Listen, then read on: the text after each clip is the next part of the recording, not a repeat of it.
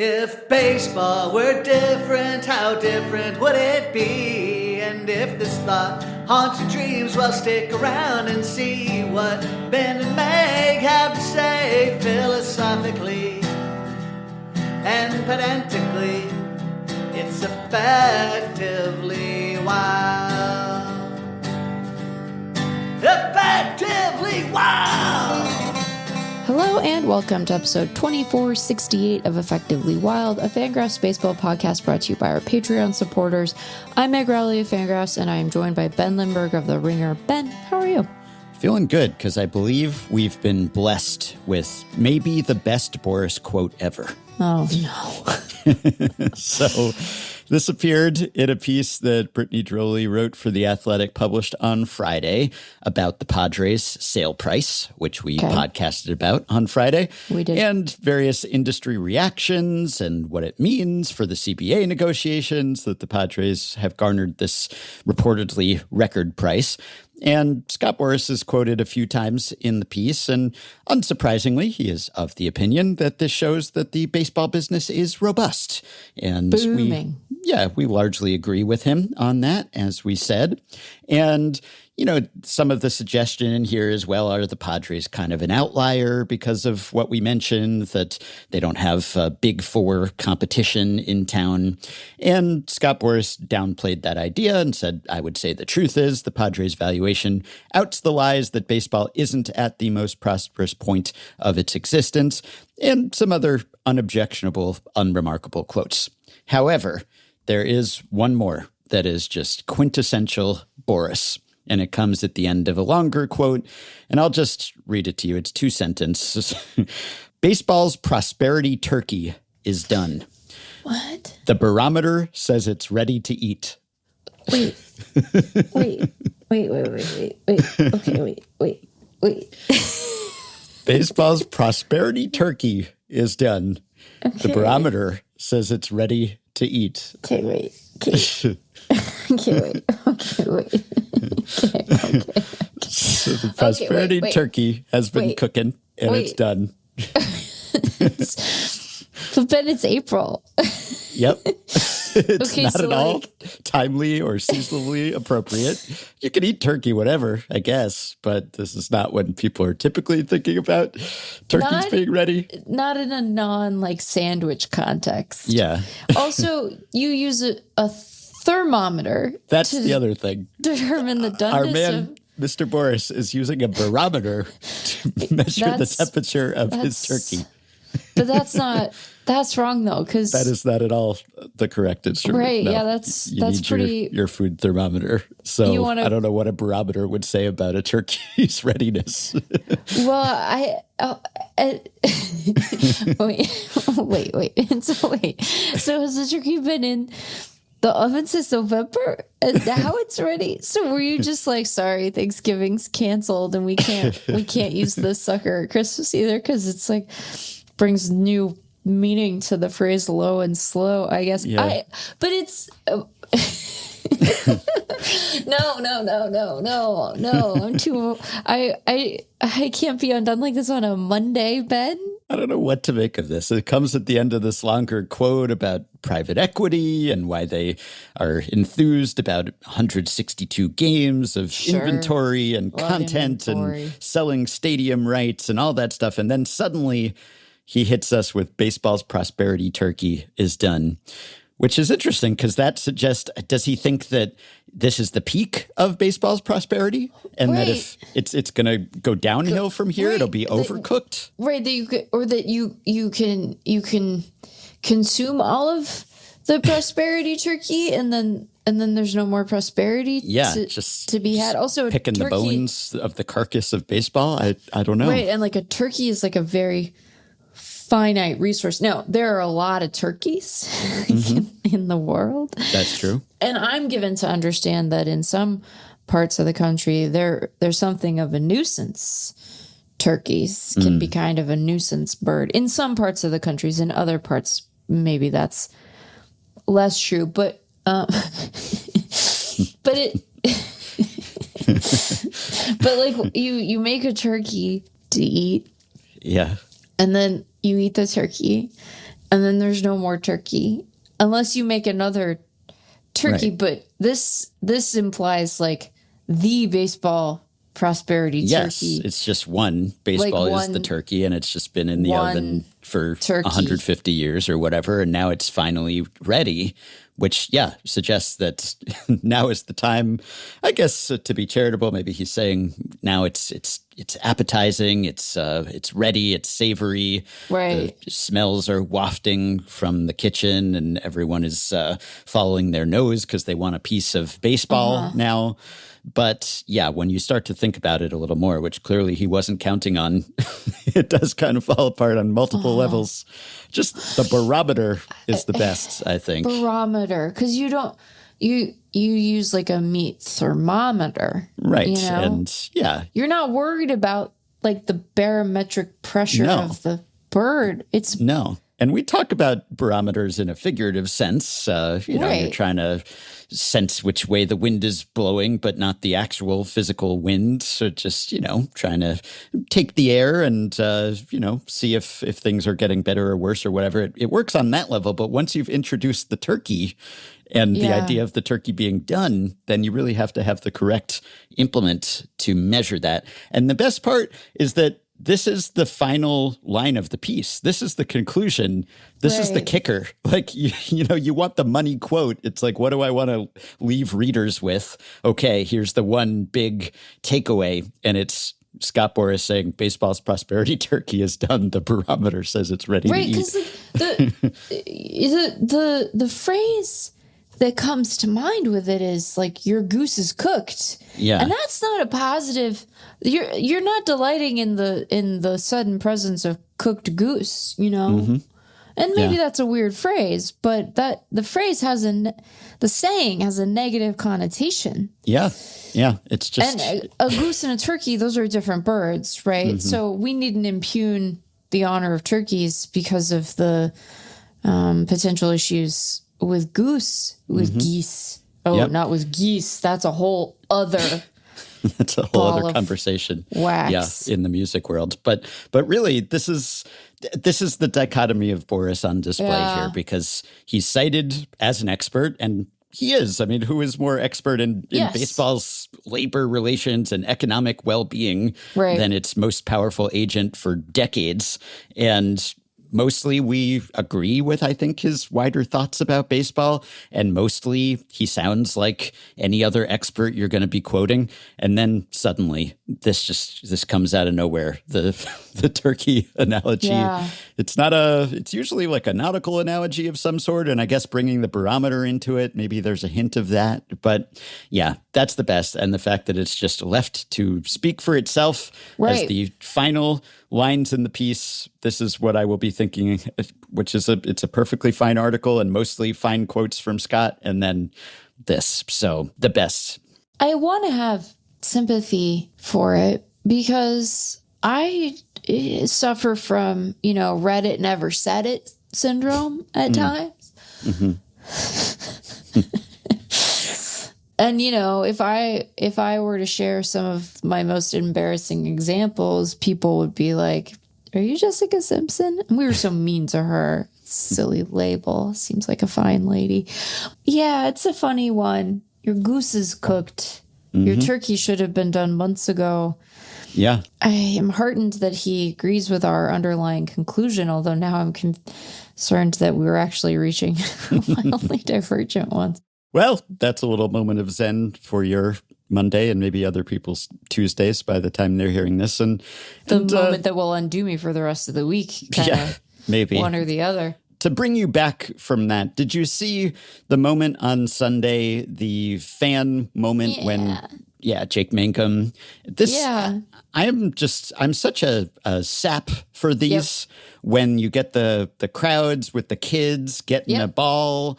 And it's just so heartwarming. And we've talked before about, are you actually obligated to give the ball to a kid? Sure. And some grownups, they were kids and they're still kids at heart. And maybe they never got a ball when they were a kid. And maybe they've been trying their whole lives. And sometimes I feel like people are piling on and it becomes this almost like Lord of the Flies sort of everyone's chanting, like, give it to a kid. And generally I'm all for that, and that's fine. But I also think, sometimes you've earned it a lifetime of fan game going, and you don't know the history there. So as long as you're not ripping it out of the hands of some child, then I'm not going to jump to conclusions. But I think it's always nice if you can give something good to someone else, kid or not, but especially kid, because maybe you're creating a fan for life and all of that. Right. But this specific case, none of that really entered into it because it was a kid giving a ball to another kid. And it was Jake Mangum of the Pirates, outfielder. And the great thing about this, so he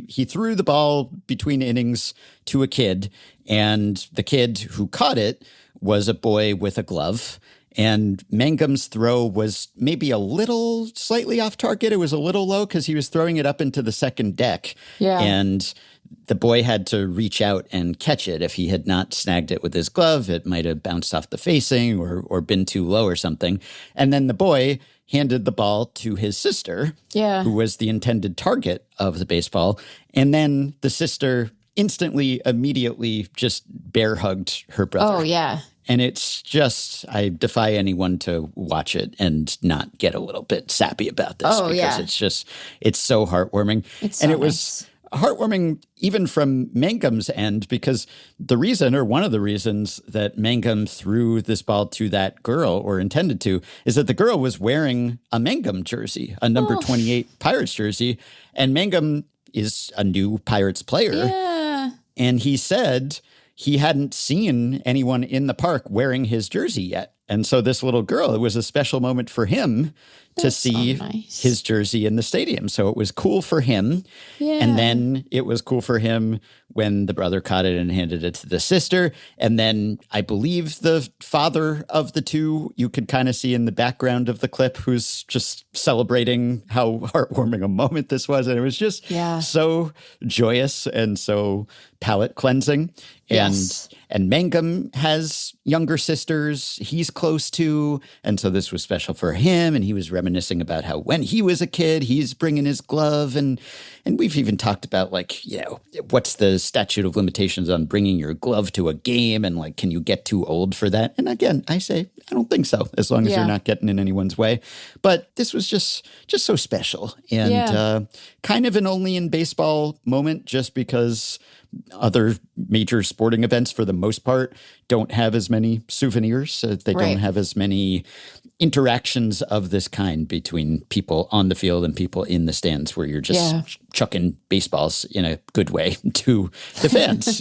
I mean, every now and then a puck will go into the stands or something, but it's not usually intentional like this. There's just way more foul balls and home runs, and fans can keep them. In the early days of baseball, you had to give them back. Sometimes supplies were limited, but now you can have that souvenir and that memorabilia. And when it has a story like this, I don't know. It was just, I will break down watching any one of these clips. It's just, I don't care how basic that makes me. It's just, I can watch this an infinite number of times, or an infinite number of highlights like this. And it's special and tear-inducing every time. Yeah, it was just really lovely. And, kids at that age, when they have siblings, it can be a fraught bit of business. I've joked before on this pod that my sister and I, we tried to kill each other at that age. Not literally. It was one knife incident. Everyone was fine. And now we're so close, very dear friends. But you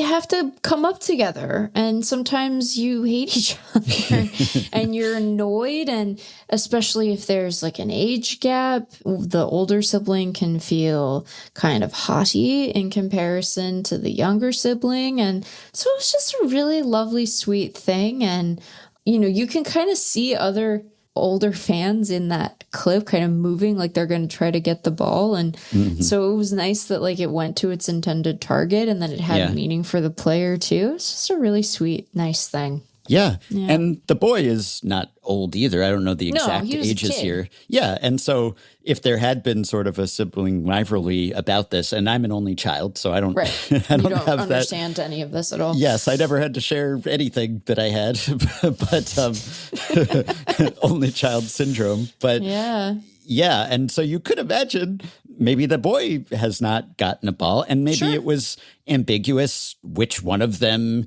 Mangum intended to throw the ball to. I guess the fact that the girl was evidently wearing a Mangum jersey, maybe that kind of gives it away. But the boy could have plausibly thought, oh, he's throwing the ball to me, or it's, fair game. It's first come, first serve. It's in our general vicinity. I brought a glove. I made the play. I get to keep it. So it could have gone in a completely different direction where suddenly it leads to a fight or something. And who knows what happens after this very short clip, and I don't want to know. But yeah, in that moment, he instantly gave it to her, and she instantly reacted as gratefully as you could ever imagine. And it was just, I'm sure if they're like normal siblings, they are often at each other's throats and not bonding like this. But the fact that we got this one window into that relationship, and then they get to enjoy that for the rest of their lives. Hopefully they get to reminisce and see that clip of when they were kids. And I don't know, it's just really nice.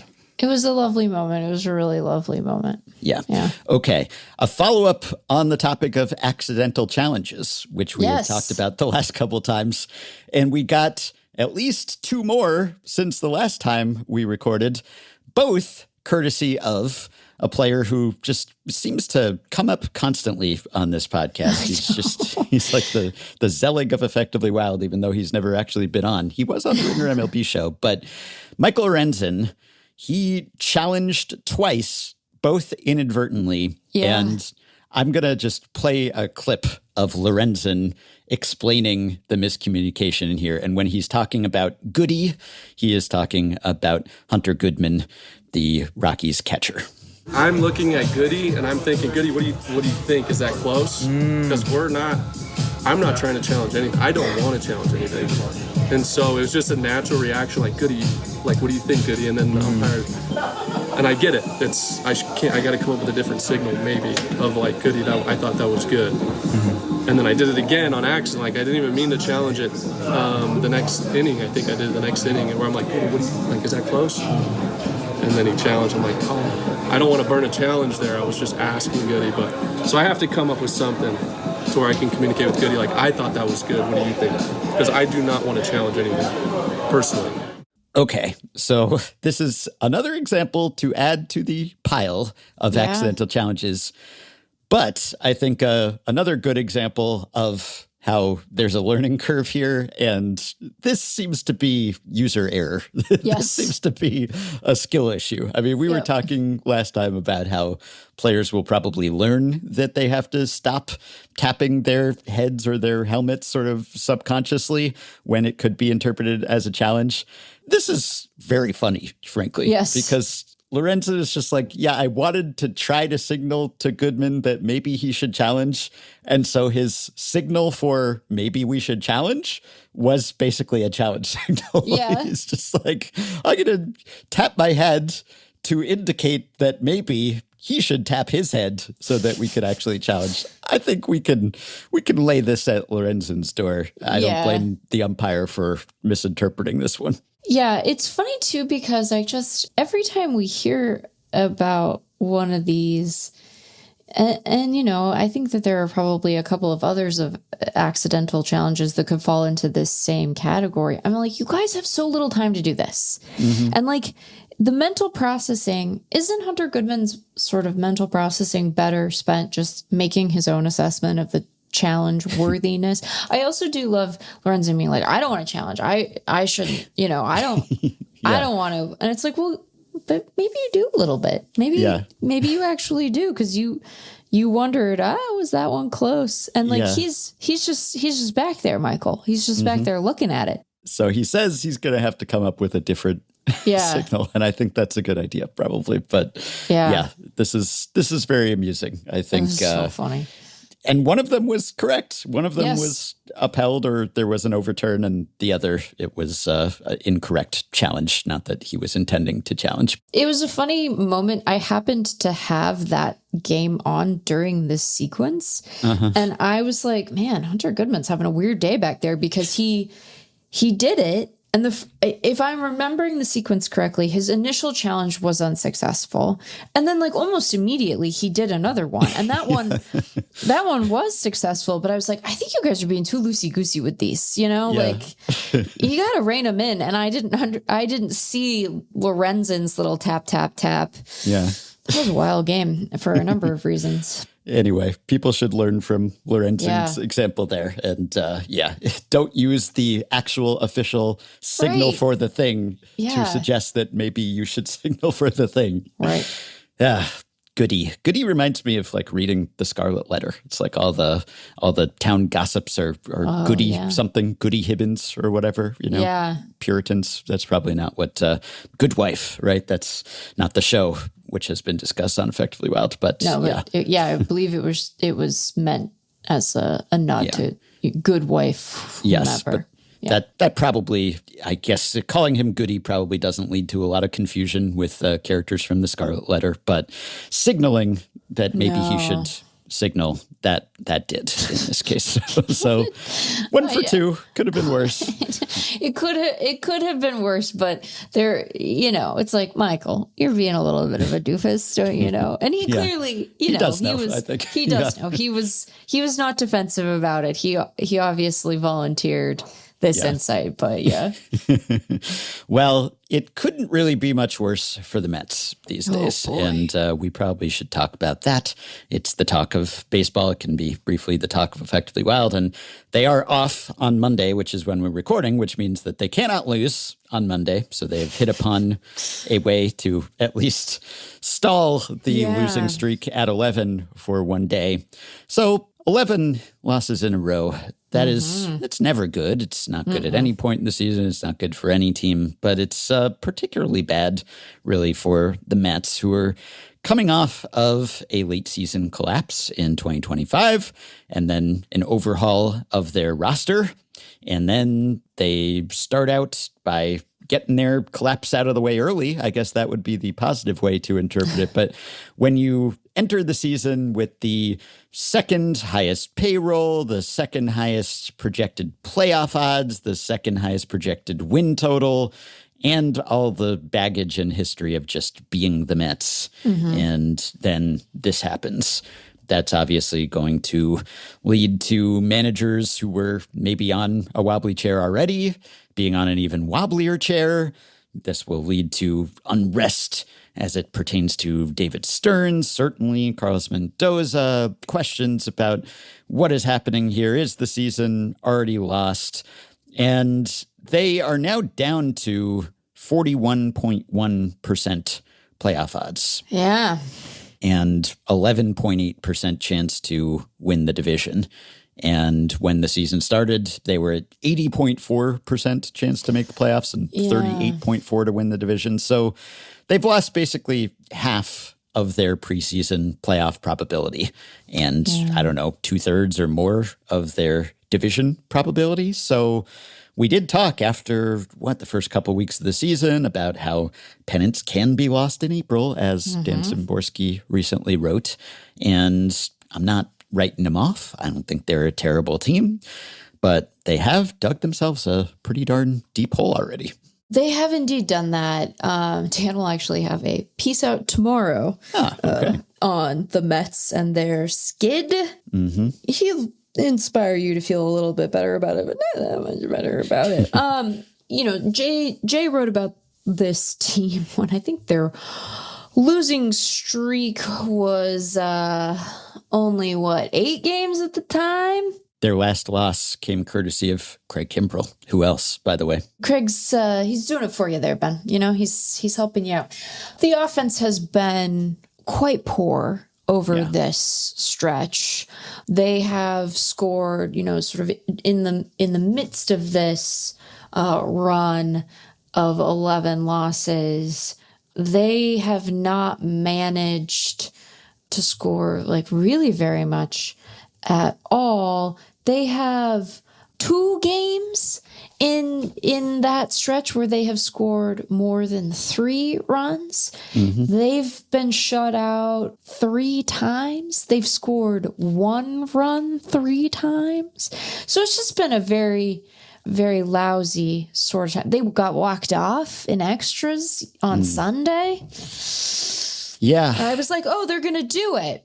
No, they didn't, though. And it was Devin Williams who blew the save. It was Kimbrel who then suffered the loss. But, yeah. And, you know, like, they're not pitching particularly well. Like, really, outside of McLean. Kodai Senga's not been good. But the offense is the real killer. I mean, you're probably going to lose a game where your starter gives up 12, no matter how many you score. But some of these have been tighter margins that an offense that was clicking on more cylinders would have been able to sort of manage or overcome. I mean, I think when Jay looked at it, they only have 2 regulars, apart from Soto, who is currently on the injured list, who are hitting at a league average clip or better, namely Francisco Alvarez and Luis Robert Jr.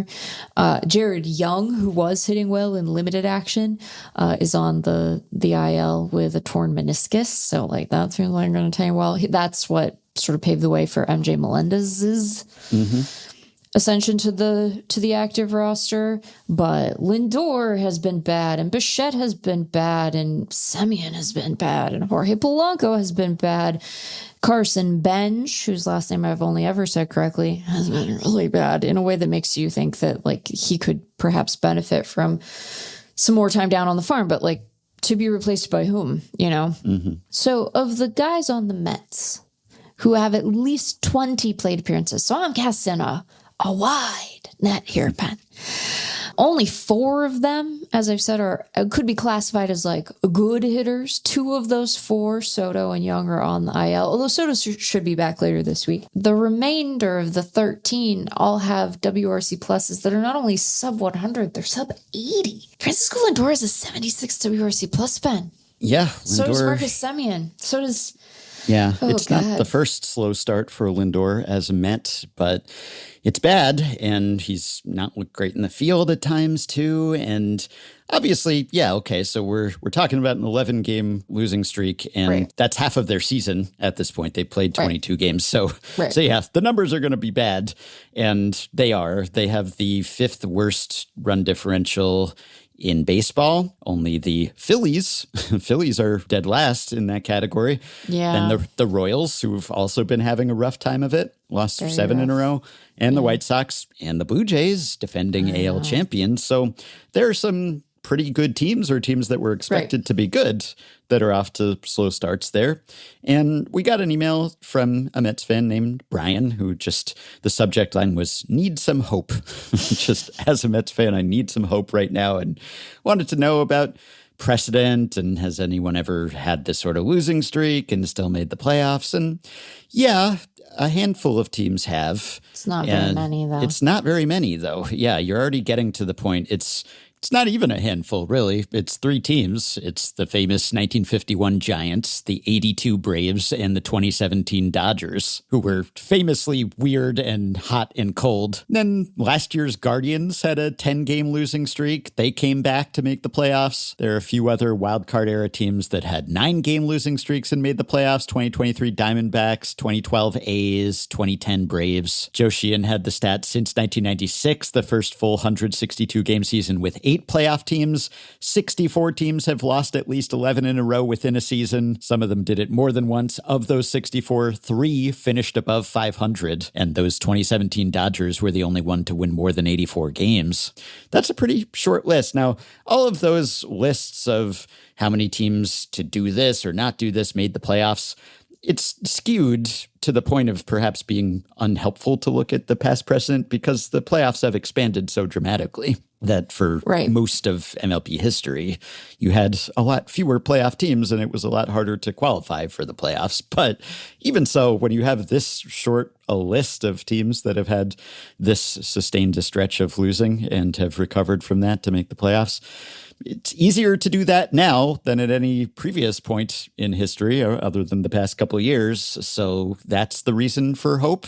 And the playoff odds still give you some hope. It's 40% or so, but that's a lot lower than it was a few weeks ago. So, I mean, the reason for hope is that they you look at the names and it seems like it should still be a pretty decent team. And the projected rest of season winning percentage, according to the playoff odds page, started the season at 555. Now it's 540, which is actually a pretty big drop for 22 games. Yeah. But still, 540 rest of the season. It's just that if they hit that target and play 540 baseball the rest of the way, they're an 82, 83 win team, and they'd have to really luck out to sneak into the playoffs. So they have to be considerably better than that. Can they be better than that? Yeah, sure. I think they could be. But the fact remains that the preseason expectation for them was like a 90-win team, and now it's down to 82, 83, and so you're just losing whatever margin for error you had. And yeah, I mean, it's tough to come back from something like this, and unless you believe in the gambler's fallacy, which has fallacy right there in the name, then you don't think that a cold streak produces a corresponding hot streak after that to kind of make up for it. Right. So, there's nothing that guarantees that you'll play better. No, I mean, they will play better, but they won't play correspondingly better. Necessarily. So it's not like, we're just getting our losing out of the way. And maybe you'll look back at the end of the season and they will just have gone on a tear and they'll end up with 88 or 89 wins or something. And they will squeak into the playoffs or perhaps even by a more comfortable margin. And then we'll look back and laugh at how dire things seem to be in April. But as of now, there's no guarantee of that. It's far from a guarantee. Yeah. One thing, sort of related to this, though, that I would mention, and I don't feel bad spoiling part of Dan's piece because by the time this goes up, it'll be hours away from being posted. Many of the teams that have fallen into this bucket historically have been expected to be very bad to begin with, right? Mm-hmm. And so if you are looking for a reason to have some hope, it's that one could probably argue that the true talent of a lot of those clubs is a lot worse than what it might be for this Mets team. And so while you're not guaranteed to have like an equal and offsetting win streak in the future, your odds of playing meaningfully better than you are at your lowest point seem higher for the Mets than they would be for, a club that was expected to only win 65 games going into the season, right? Yeah. The other thing about it is that those rest of season expectations also inform rest of season strategy. So if you have committed big payroll to a team and you think that you're actually much better than this, well, maybe you don't, and you start to get some traction, and that is a key part of this, right? If you just keep losing, it doesn't really matter. You're just gonna be bad and probably miss the postseason again.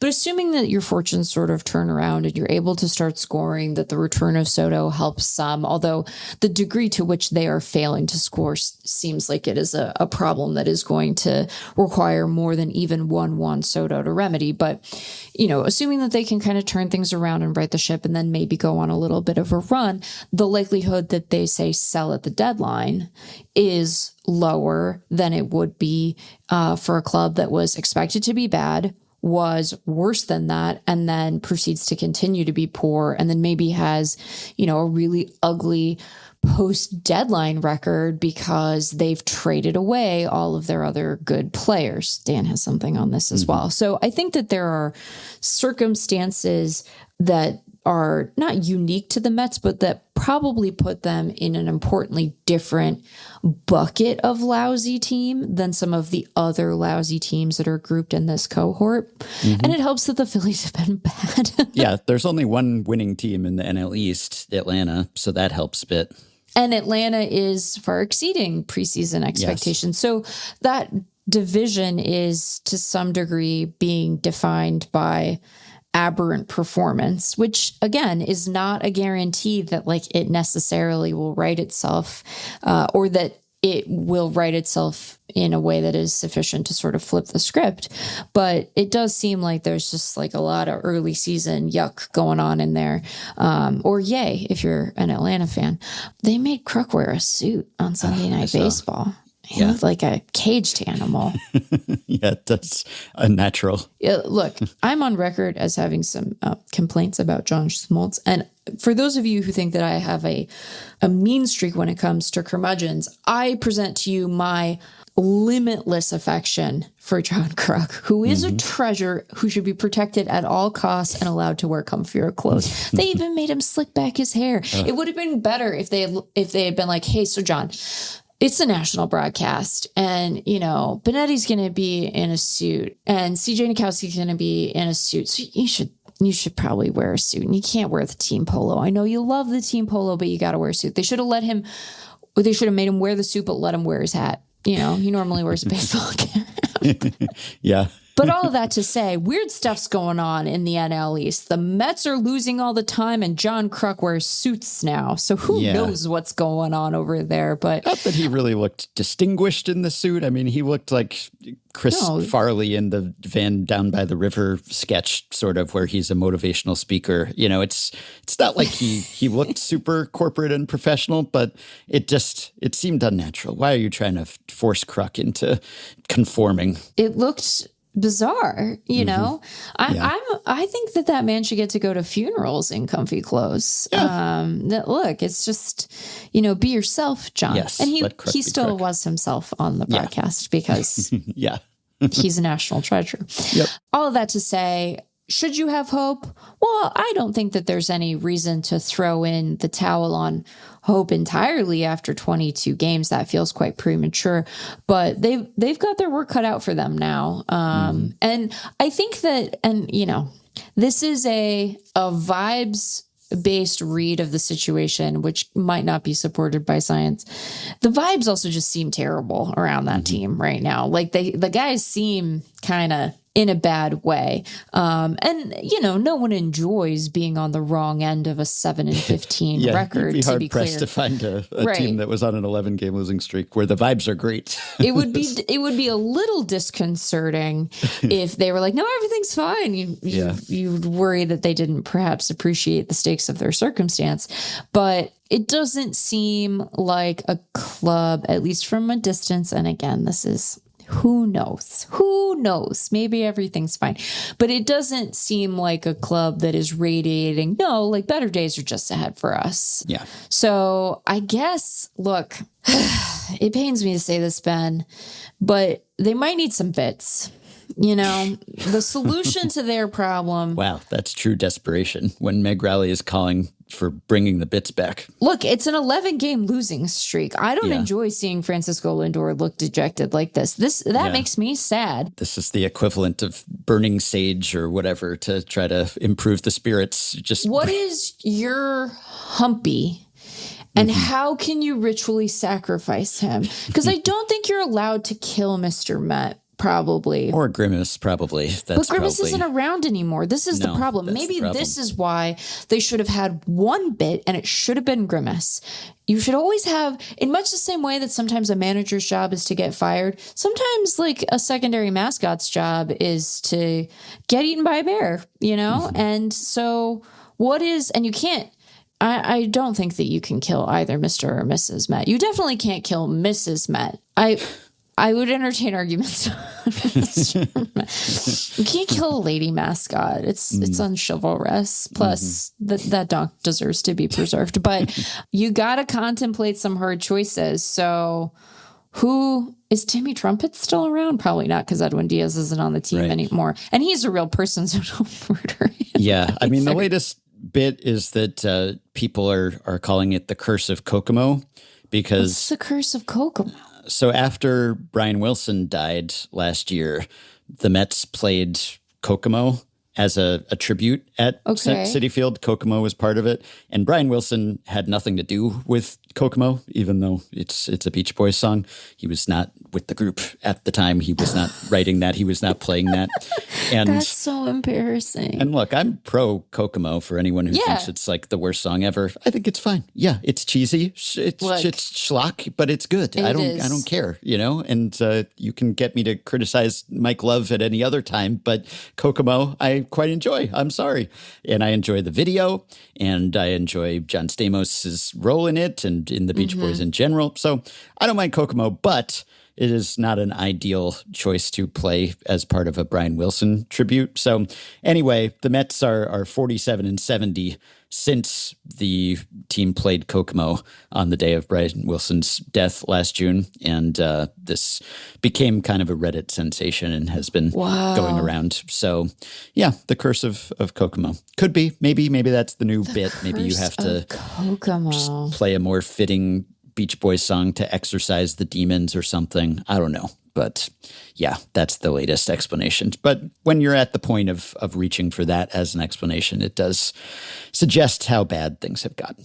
What other bits could they do? They could just do the bit of being better at baseball and getting Juan Soto back, and then Francisco Lindor and Bo Bichette being good players as they have been before. And also, they do have an easier stretch of schedule coming up and not a tough schedule really projected for the rest of the season, but they do have, after they faced the Twins, the surprisingly successful Twins, then they play 6 against the Rockies, 3 against the Nationals, 3 against the Angels. Not that all of those teams have been pushovers, but still, that should help a little bit. Plus, I said they were projected to end up around 83 wins. Well, they ended up at 83 wins last year, despite everything that went wrong at the end. And they almost made the playoffs. It would have forced a tiebreak game if we still had tiebreak games, if we were still a civilization and played out tiebreakers instead of having statistical ways to settle that. So if they end up that bad again, they could still make the playoffs. So the bar is lower. Anyway, I think better days will be ahead because there could hardly be worse days ahead. It doesn't really get much worse than this, I hope. Famous last words. But I would not be feeling great about my job security if I were Carlos Mendoza. And he was already somewhat in jeopardy, and so perhaps his squid could be fried if this continues for much longer. But, I'm not a big believer in firing a manager to light a fire under a team or anything. While it's hard to say struggles like this are his fault, he doesn't seem to be helping. Definitely doesn't seem to be a tactically gifted skipper, which you can forgive if everyone's getting along great and the team is doing okay. Harder to forgive if everything's on fire and you're pouring fuel on the flames. But I think regression will be their friend. Just will it help enough? Will it be a sufficiently strong regression? Yes. And it does, I guess. I stat blasted and wrote over the offseason about high turnover teams and how history is not great with the high turnover teams, and that all else being equal, if you had a high degree of turnover from one year to the next, that bodes ill for you. That stability when it comes to a roster is generally good, and that can be for a lot of reasons. Obviously, if you have a good team, you don't have to have much turnover. You just bring everyone back. But even holding the goodness of your team and how many games you won the previous season constant, just having a ton of turnover tends to be bad. I thought that the Mets would overcome that because I thought that the guys that they ended up with were good enough to do that. And I think they will still look good eventually. Does that have anything to do with the slow start, the team not gelling because it's a bunch of new faces and players at new positions? I don't know. These are all kind of post hoc explanations we come up with to try to make sense of a random universe. Yeah, well, and it's one of those things where one has to acknowledge that, sure, can difficulty with positional adjustment, not the positional adjustments, but adjusting to a new position affect your performance at the plate? Almost certainly. But the bats, they're very sick. Mm-hmm. And I think that is probably a problem that extends beyond. Okay, so Ben, I have a suggestion for the Mets. I've come up with it, and I blame you for not immediately interjecting here. Okay. Did you know, and I don't know if they still do this, but the Mets have a 5-borough mascot race now? Oh, yeah. Okay, so here's the thing. You can't ritually sacrifice the Empire State Building in New York because of 9/11. And it's probably bad to do. So they, like how many teams have mascot races, like say the Mariners with Humpy and the other fish, the pierogies, the presidents.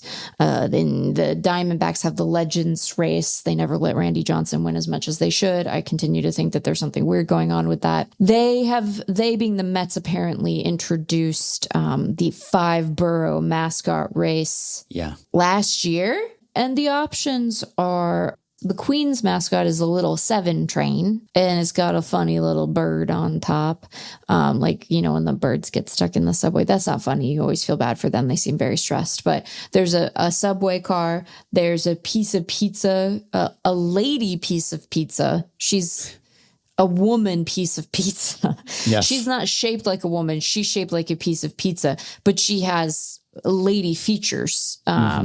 She represents Brooklyn. And then you have the Empire State Building with sunglasses and like an arched eyebrow representing Manhattan. And then the Staten Island looks like a ferry. And then the Bronx mascot is a giraffe from the Bronx Zoo that looks very dangerous.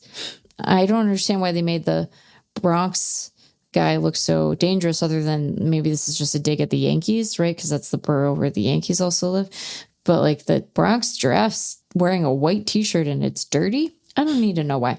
So I'm just saying, start with the Bronx one because it's the most unnerving, and just start ritually sacrificing the mascots from the borough race. Obviously save Queens for last. Really try to avoid sacrificing the Empire State Building because, again, I'm not trying to make light of it. Yeah. You don't want to induce trauma. It's supposed to be just a generic skyscraper, I think. It's not supposed to be the Empire State Building? I don't think so. Well, I think my logic stands regardless of the nature of the building. I think you just don't want to do building related murder in New York. That's poor form.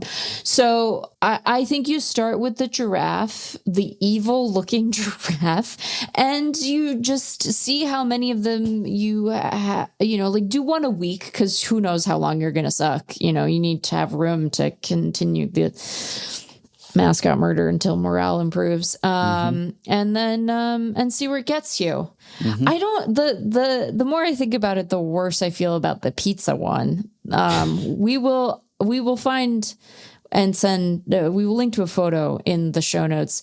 The pizza one is demonic, actually. Yeah, it is. Yeah, I think that's the most disturbing. She's got a headband on and 80s style track pants, but then her mouth and nose is a mushroom. Her little rosy cheeks are, I'm assuming, pepperonis. But then she also has a little rosy cheek pepperoni up above the headband, which makes it look like she's got an errant pimple up there or something. I don't know what the eyebrows are supposed to be. They look like they're supposed to be a food of some sort, but it's not. Are they supposed to be onions? They're purple. Are they supposed to be purple onions? I don't care for her at all. I think eggplant. I don't know. That's not what eggplant looks like. Anyway, I'm just saying, the bits served you guys well, although their magic proved to be limited, right? Now you have no bits and you're mired in a slump. You could try to resurrect a bit, but it's going to feel like you're forcing it, although that was true of the bits before. And so I think, nothing doing but ritual sacrifice at this point. And playing better baseball, but you have more direct control over the ritual sacrifice, arguably. Yeah, maybe. To head off pedantic emails, I should note that Brian Wilson vocals did appear on the Spanish language version of Kokomo. Oh, really? That's so funny. There is a Spanish language version on which Brian did sing. So I don't know whether that invalidates the Curse of Kokomo or not, but do with that information the Curse of what Kokomo. you will. Wow. It's a good song. I don't care what anyone says. That feels like a young PR person's mistake. Sorry, young PR people. That's like someone who's not steeped in the lore being like, just pick the most upbeat one of the songs. Yeah, probably. Yeah. Other Wilsons are on it, or at least one other Wilson. Carl, the voice of an angel on that song and every song. Okay. Let's also talk about a better than expected start by my man Munetaka Murakami. So yeah, you're just anticipating the entire slate of articles running at FanGraphs tomorrow, by the way. okay, well, he is on pace for 59 dingers, so that seems good. Yeah, and something like a 6 WAR season, and he has a 153 WRC plus. He has 8 actual homers to date after homering in each game this past weekend. And the line and the StatCast percentiles and all of it, highly entertaining because So funny. At Baseball Savant now, he's in the 99th percentile in barrel rate. So he has hit the ball hard more often than just about anyone else on a rate basis. And he also has a first percentile whiff rate. So it's just the quintessential swing hard in case you hit it. When he makes contact, it goes a long way. He hits it very hard, but often he does not make contact. And so he has walked a lot. He has upwards of 20% walk rate. Also has struck out in exactly a third of his plate appearances, which is a lot. But obviously, if he could keep these things in balance the way that they are now, if he could keep slugging and keep swinging and missing, it would work overall. And he would be a valuable player, even though he's not given you much on the bases. And he's maybe an average first baseman, if that. I mean, he's not given you much defensively. It's all about the bat. And the bat has hit the ball very hard when it has hit it. So I've been fascinated by him for a while. I mean, I wrote about him years ago. And then this offseason, when he ended up getting so much less money from the White Sox than he was forecasted to get from someone. And then there was a chorus of scouty types breaking down the swing and looking at, here's how he's performed against 95 mile per hour plus fastballs. And as we covered last week, the average four-seamer is essentially 95 now. So it seemed not to be a good sign for him that he was coming over to a league where he was going to be facing even more high velo, and he hadn't done so well against it in recent years in NPB. And I was purely scouting the stat line when I was sort of more optimistic, just because he has been good in the past, and he was great in the second highest level league in the world at a very young age.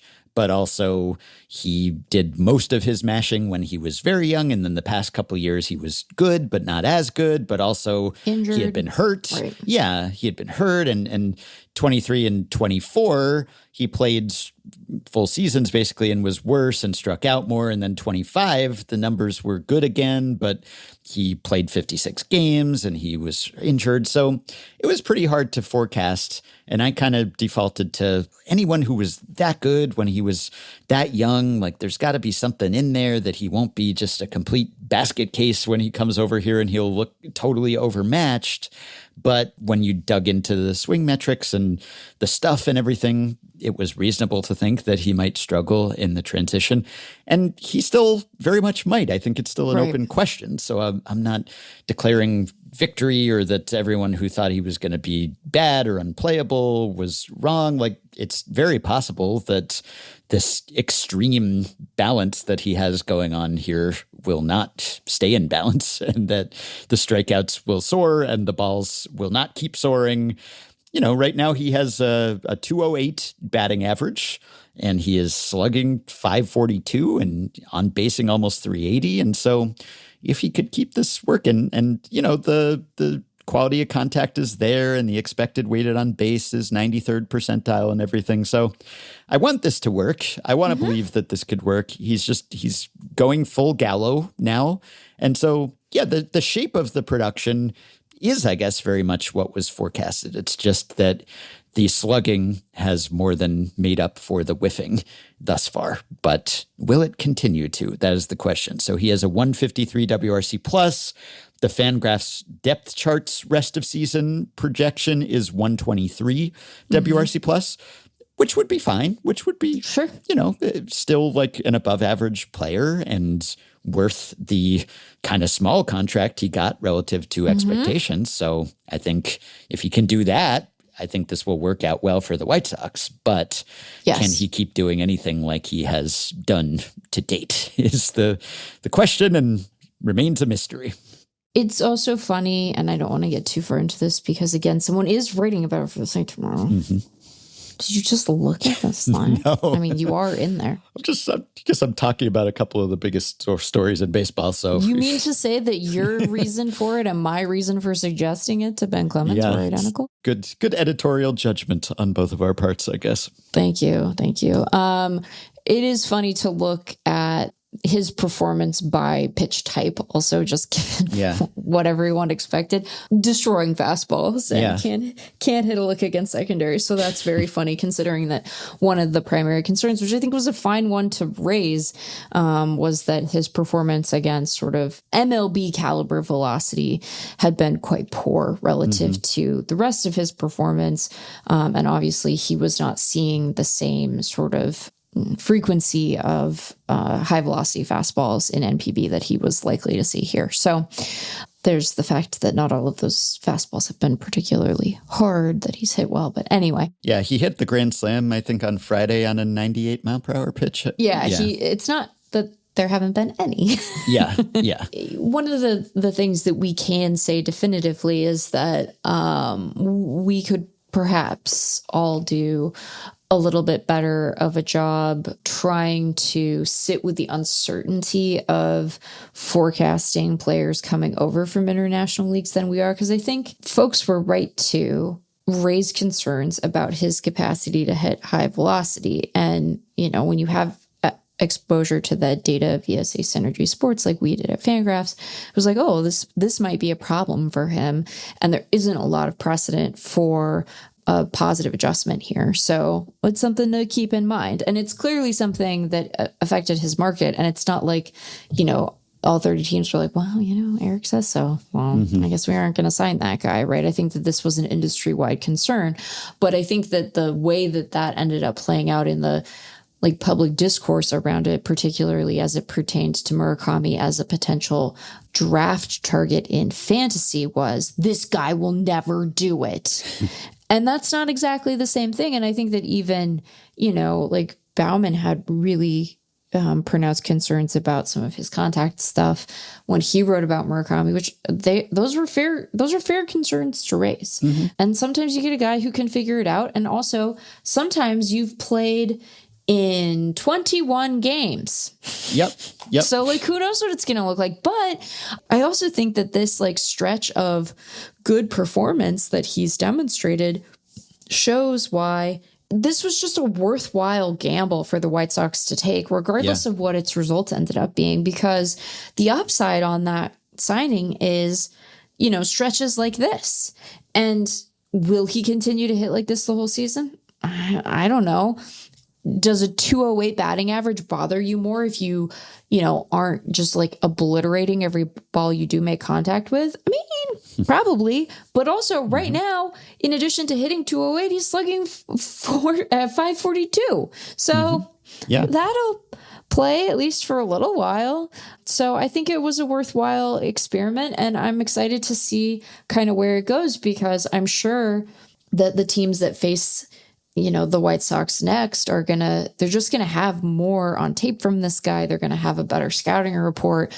The league's pitchers will make an adjustment, and then it'll be incumbent upon Murakami to make an adjustment back. And that'll be fun to watch too. So, yeah. And I think in theory, that adjustment should happen more quickly now than it used to, when all you had to rely on was having faced a guy personally in a lot of cases. Now, I mean, we're talking about what the scouting report was coming into the season. So everyone knew that, and teams obviously had that data on him and video, and he's in the WBC and everything. So there wasn't really a shortage of information. But I think probably some players, maybe they're not paying as close attention to the scouting report as they should, or maybe he makes some adjustments and he adapts. But, we've seen other guys start slow, like Okamoto, who I was similarly high on.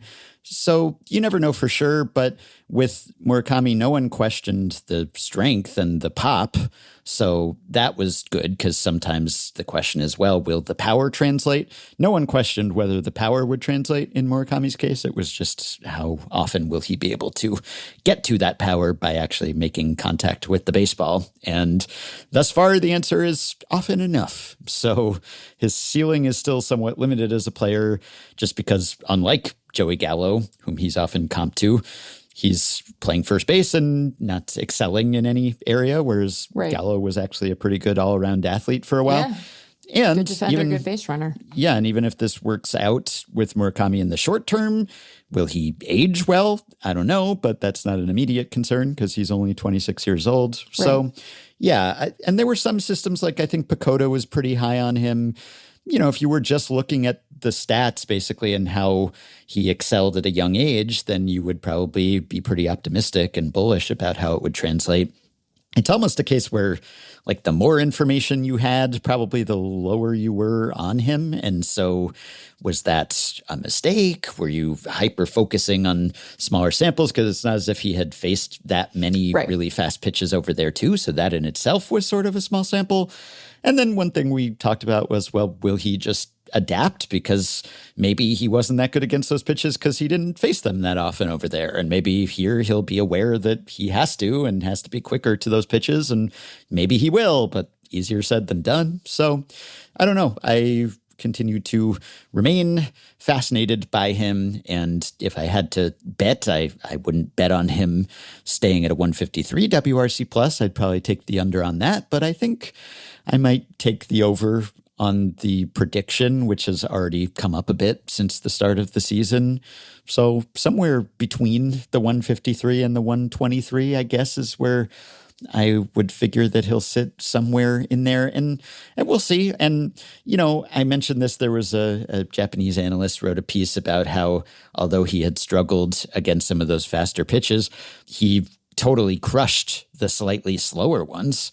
Right. And even if the league average is 95-ish over here, well, that means that you're still seeing a lot of pitches that are slower than that. And so if you're really feasting on those, then that's going to help you. And obviously you're seeing a lot of slower off-speed pitches, although, as you noted, that hasn't really been to his benefit. So anyway, yeah, I guess don't be too confident about anything. We try not to be here at Effectively Wild, maybe almost to a frustrating degree, but that's why it's hard to predict performance and predict baseball. But that's also what makes it fun to follow because we don't know. We're all in suspense. But yeah, it's been fun just to see him hit some Titanic taters and like be a pretty personable guy through a TV from afar. So I'm enjoying it. And I almost hope that he maintains this super extreme, just like bats 200, slugs 500. I mean, it's kind of a fun profile. It can be super frustrating when a guy like that slumps and is just getting all the whiffs without the dingers. But when both are coming fairly fast and furious, then that'll play and it's fun. Yeah. And especially because he's, as you noted, walking a good amount. It's like your impression of him when he is going like this is just a rather extreme one, right? Yeah. It's like he is very true outcomesy, and that can be fun as long as one of the outcomes is the home run part. Yeah. And I could imagine that maybe if he were facing elite pitching, if he's in the playoffs or something, maybe he would be more exploitable than other hitters who were equivalently good. But that probably won't be a problem that the White Sox will face this season. So. Wow. Speaking of whiffs and missing bats, a little Mason Miller update for you here. He is now through 11 1/3 innings on the season. He has faced 38 batters and he has struck out 27 of them. So 38 batters, 27 Ks, 2 walks and 2 hits. And then every now and then there's an actual out on a batted ball. But that's pretty much it. He still has not allowed a run. He's a 0 ERA. He's at a negative 1.11 FIP. He has looked totally nasty. And I don't know if you saw, he had a strikeout on a pitch that Oswald Peraza of the Angels swung at. And if you haven't seen it, I'll send you a clip so that you can experience it as we listen, because it's quite something where this pitch is absolutely nowhere near the strike zone. It's What do you think he saw? I don't know, but yeah, and there were comments kind of denigrating Oswald Peraza and what was he looking at, and but I kind of just give a pass to anyone who's facing Mason Miller, because I don't know, like it seems like it's impossible for everyone, and this was particularly embarrassing. But also, I guess I would understand basically any swing and miss at a Mason Miller. This was in the dirt, and I don't know, like a foot outside or something. I mean, it had to be up there on a list of like the farthest from the strike zone pitches that someone whiffed at or swung at all. But that's what he's doing. He's making everyone look silly. And so it's reached the point now where I'm wondering whether the optimal approach against Miller is actually not to swing. Yeah. I mean, obviously, I would go up there not swinging. I would go up there not swinging against every major league pitcher, probably. That would be probably the better idea for us. But even for an actual major league hitter, I got to think that maybe just not swinging at all would be the best strategy at this point. Because he has actually... like there's a high swing rate against him. So of the, let's see, there are 231 pitchers who have thrown at least 10 innings thus far. And he ranks 40th in swing rate. So he has the 40th highest swing rate, 49.7%. And he actually has a fairly low zone rate. So the percentage of pitches that he has thrown in the ABS zone, this is 45.2%, and that's 174th highest out of 231. So if he's getting lots of swings and he's also throwing a lot of pitches outside the strike zone, well, maybe people shouldn't swing. I would suggest that swinging isn't working. So it becomes kind of a math equation of what are the odds that he throws 4 pitches outside the zone before he throws 3 in the zone. Inside, yeah. Yeah, compared to what are the odds that something good happens if you approach the plate appearance normally, which obviously are low.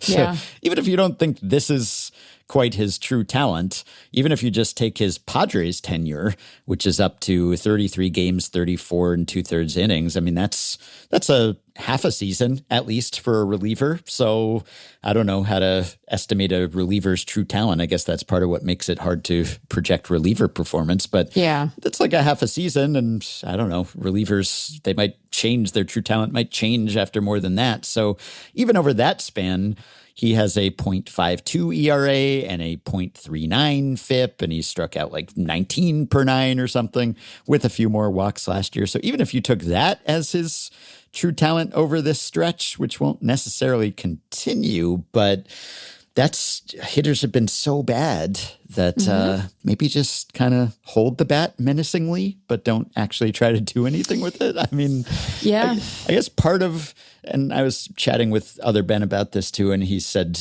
pointed out that part of the reason maybe that his zone rate is so low is because he's ahead all the time. Right. So you'd almost have to look at his by count zone rates because he keeps getting ahead, and then he can finish you off with the slider. Right. And he doesn't have to throw the slider anywhere near the strike zone, obviously. So yeah, if you adjusted for that, maybe it's not like he's super wild, but it's just no, he's not. And it's funny, the stuff plus metrics haven't really changed for him that much this year, or even relative to years before he was on the Padres.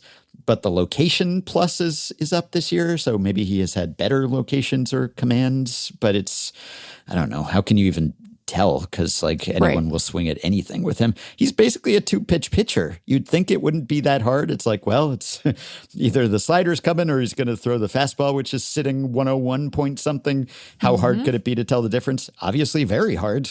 Yeah. Because major league hitters just aren't able to do it, or if they are able to do it, they still can't hit it. So yeah, I don't know. Don't swing. Maybe not swinging is the way to go. It's less good advice than when I was being like a Roki truther during the postseason, where I was like, you guys should just stop, just make it throw you a strike. You should see if he can throw you a strike, because sometimes it seems like he can't do that. And I don't think that it's quite that same way with Miller, because you're right. He's not like especially wild. No. But maybe you'll get lucky.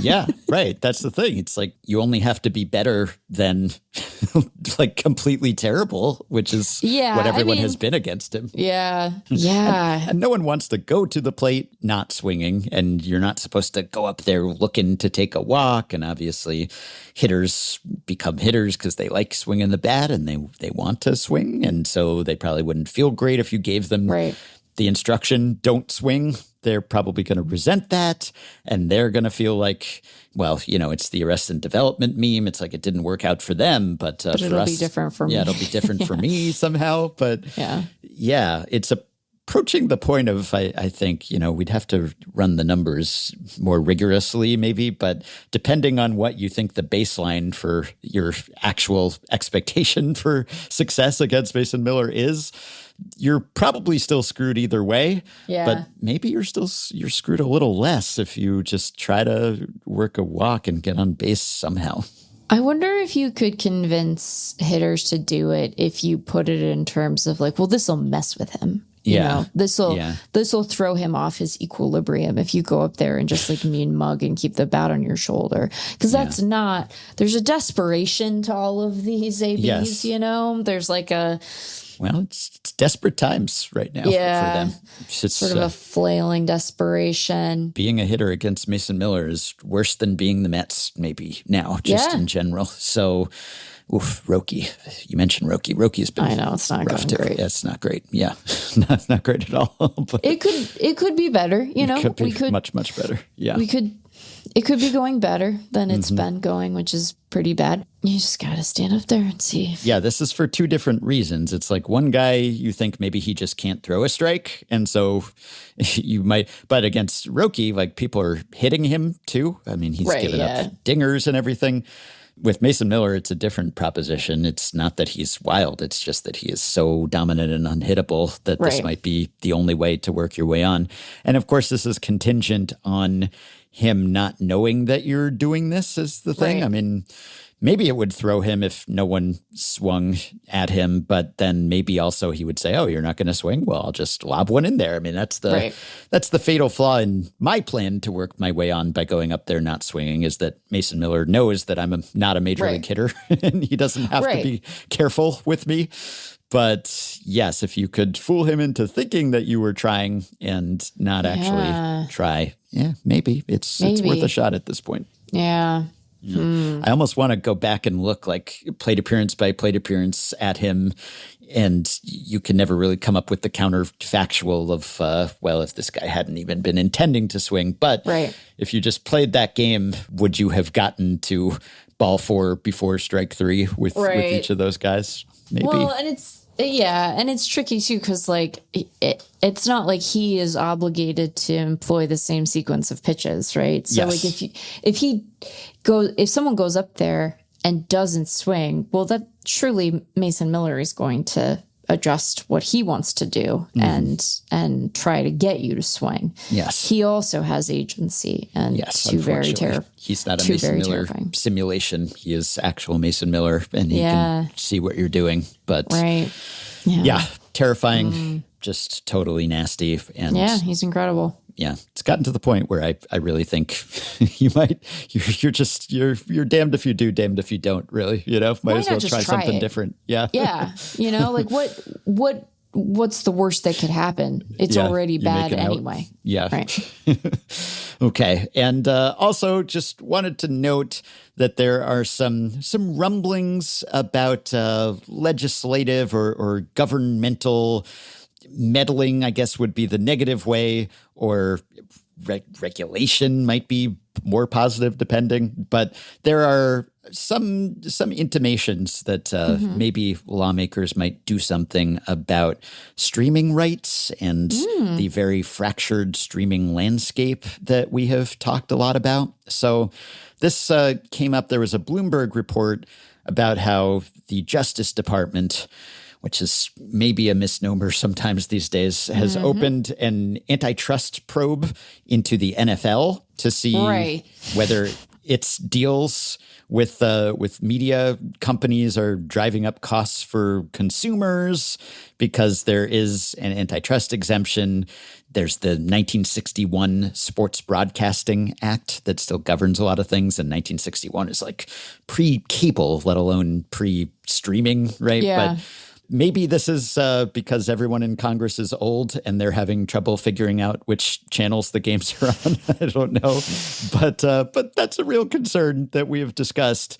And so they've started to talk about whether this is actionable in some way. There's a broadcasting exemption in the Sports Broadcasting Act. And so there's a leverage that the NFL has to extract high prices, and then maybe that gets passed on to consumers. And so the Wall Street Journal has been writing about this, Bloomberg, and this also came up in an MLB context too, because evidently this scrutiny is not limited to the NFL. It's maybe extends to other leagues as well. And FCC Chairman Brendan Carr, whom some people may be familiar with because of various incidents involving late night talk show hosts. This is a guy who seems quite willing or eager to try to force people that he doesn't care for to conform just through the threat, perhaps the vague threat of governmental crackdowns of some sort. Vague is one way that you could describe it. Not very vague in all instances, but he said last week, I think you could make the argument that there's other sports leagues out there that are potentially pushing the limits of the Sports Broadcasting Act even further than what the NFL has. The NFL is something that everyone is aware of and focuses on, and so I speak of it just as a shorthand, but we are focused more broadly on other leagues as well. So these probes are going on and planning to examine the streaming rights of other leagues that are subject to the Sports Broadcasting Act as well. And there is also a bill that has been introduced by Senator Tammy Baldwin, who's a Democrat from Wisconsin, which will be called the For the Fans Act. And it's, again, supposed to kind of counter this issue and decrease costs for consumers and make local games easier to access, and also ending blackouts for fans with out-of-market subscriptions. So there was an Athletic piece about this, and Baldwin talked to Andrew Marchand and just talked about the frustration, how hard it is to watch your games, how costly it can be. And so is there something that could be done about this? If enacted, I'm quoting here from The Athletic, the new bill would impact the NFL, MLB, NHL, NBA, WNBA, MLS, and NWSL, among other leagues. All nationally televised games involving pro teams from a state would be made available for free statewide via broadcasting or streaming on a consistent channel or service. This is similar to the NFL's policy with TV partners that mandates free local access for fans of participating teams in nationally streamed games, like Thursday Night Football on Prime Video. It is leveling the playing field for fans, Baldwin said. Sports leagues and teams of all sizes will continue to be able to make money from advertising and media rights. We just want to have some basic ground rules to bring down costs for fans. Another thing the bill would do is make it so that services like MLB TV or NFL Sunday Ticket or NBA League Pass, other platforms that offer the majority of games for out-of-market fans, would no longer have national blackouts when games appear exclusively on a streaming service requiring an additional fee. And it would ensure that fans outside their team's home market who are paying for complete out-of-market packages don't lose access to their team's games that have been cherry-picked to appear exclusively on streaming services requiring additional payment. So if you subscribe to MLB TV, you can't be blacked out of those national games, which often are some of the choicest. Right. So do you think, do you have any confidence in our government? I could stop right there. In our government to try to regulate this in a positive way? Baldwin's in favor of keeping the Sports Broadcasting Act, wants to keep that status quo, but then wants to try to tinker within the margins to improve things. Do you think like regulation will deliver us from this fractured streaming landscape, fractured and expensive? Or do you think that leagues will sort themselves out in some way? I have very little confidence in leagues sorting themselves out in a way that is going to positively redound to the benefit of consumers. So there's that. Yes. I have more faith in congressional regulatory action than I do in this Justice Department or FCC to do anything, because my Meg guess of the motivation to do anything about this on the part of the various departments that are part of the executive is that maybe our president's so mad he wasn't allowed to buy the Buffalo Bills, and so he wants to go after the NFL. I am also mad at the NFL about that. You couldn't take that L for us? Sorry. Like, I know that it's been a tough time, Bills fans, but, you know, you made that all of our problem? That's not fair. It wasn't the fans who did that, was it? Yeah. But I think that I would, in an administration that didn't seem like it was trying to wield the power of the FCC to punish political adversaries, be in favor of more rigorous broadcast-related regulation to try to maintain some semblance of public interest, to try to protect consumers from outrageous costs. I'm generally a pro-regulation person, so there's that, but that sort of runs counter to the general vibe we're living in right now. You know, TBD, I guess. Yeah, there are all sorts of bills introduced in Congress that have some sort of people-friendly title, like the For the Fans Act, and how could anyone be against a For the Fans Act? And then it just doesn't go anywhere, really, and it's, kind of a quixotic thing. So I assume that this will be another example in a long line of those, and there are just a lot of business interests that would be against it, and those businesses can lobby a lot and spend a lot of money to keep the money rolling.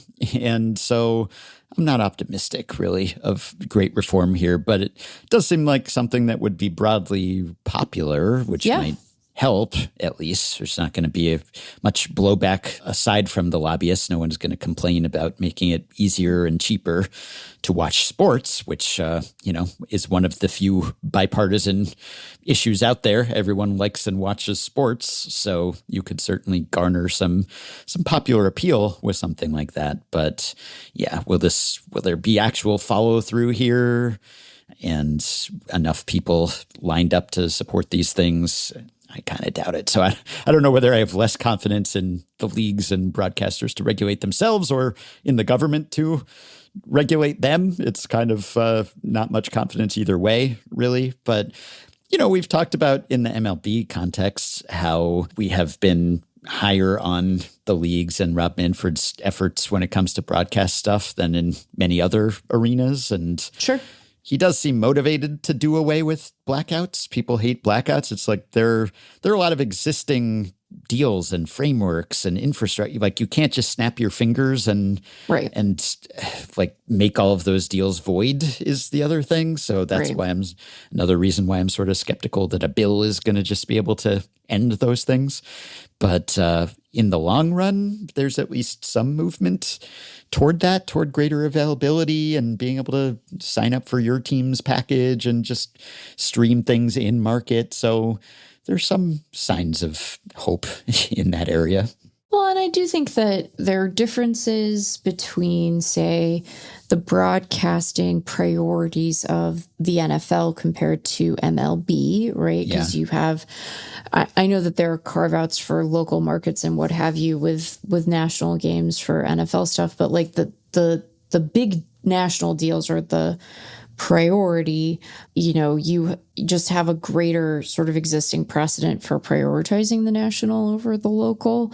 You don't have a notion of as long of a schedule. So you, I think, can be a little more creative with how you spread out your inventory in MLB. But we have generally been appreciative of the tone that Manfred has brought here. I mean, I do want to make clear that my expectation is that he wants to get rid of blackouts so that the league can control all of the broadcasting Yeah. rights and then charge you for them. Yeah, You know, not like out of the goodness of his heart. right. But Like his goal is not to like return us to, hey, throw an antenna on top of that bad boy and see what your local game looks like. Right. Yeah. Like that's not what he wants. He wants you to be able to buy, you know, a consolidated MLB TV package where you are paying for ideally all of your local teams, games, and hopefully the out of market stuff too. And guess you get to send that, you know, check to, right? It's going to be the league.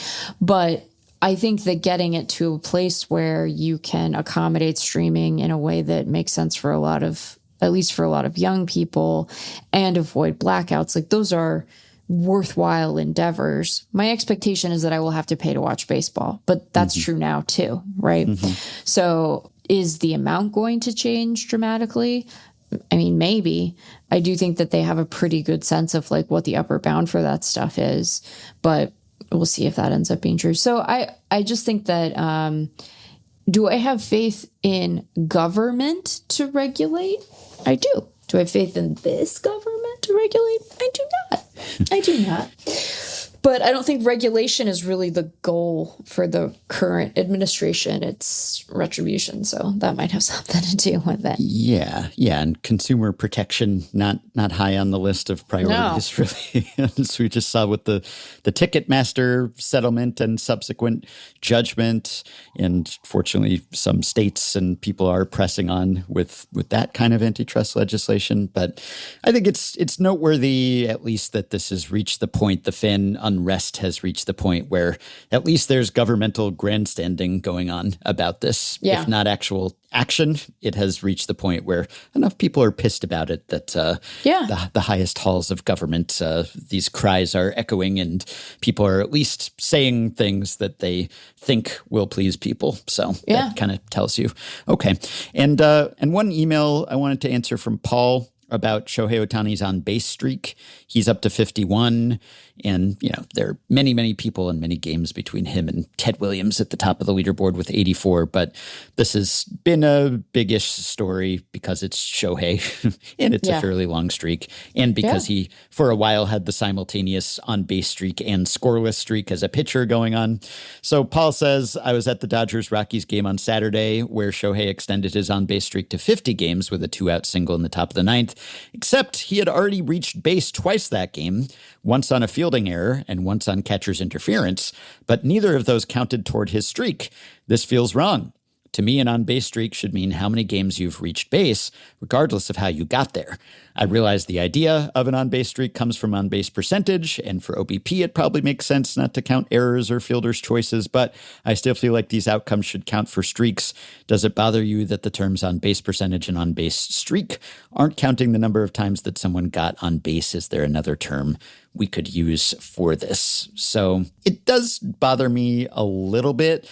Just because, you have a times on base stat, and it's like hit, walk, hit by pitch, but it doesn't count many other ways that you can get on base, whether you're reaching on an error or drop third strike or, catcher's interference or fielder's choice or something.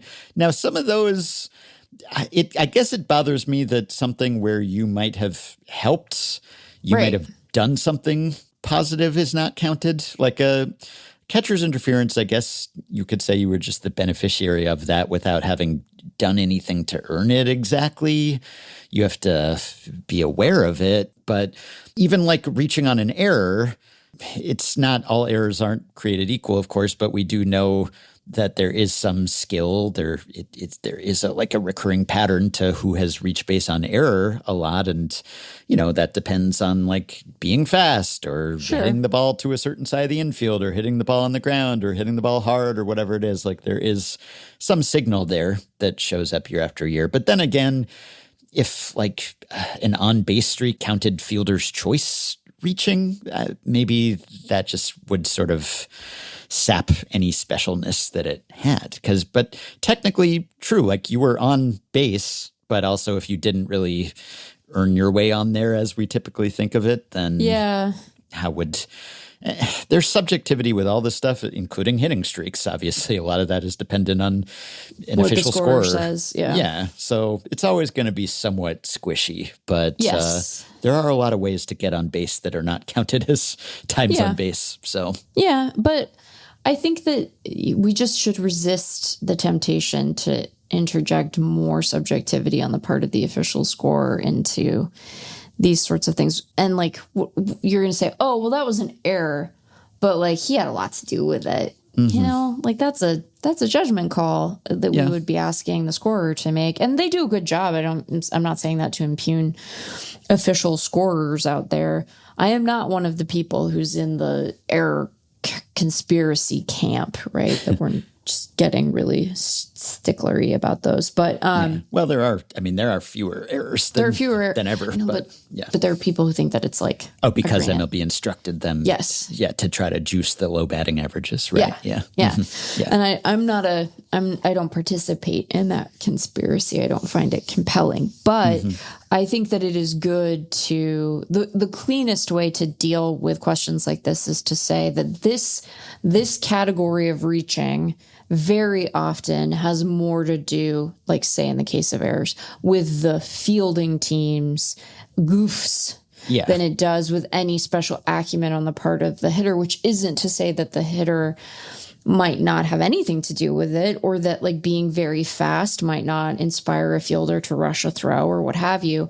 But on average, you're going to give a more accurate rendering of that event as one that is the fault of the fielder rather than an expression of skill on the part of the batter to say that doesn't count. And I think that you're going to end up being right more often than not, or at least more often than you would be if you left it up to the judgment of, 30 different, or I guess it's not 30, 15 different official scores on any given day. So I think it's okay.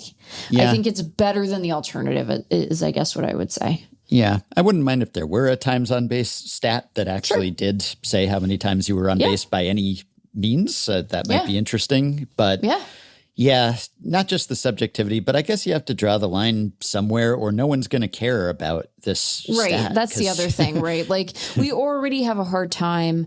I feel like on base streaks are kind of getting a little bit of a glow up in the last couple of years, where I am hearing them cited much more consistently.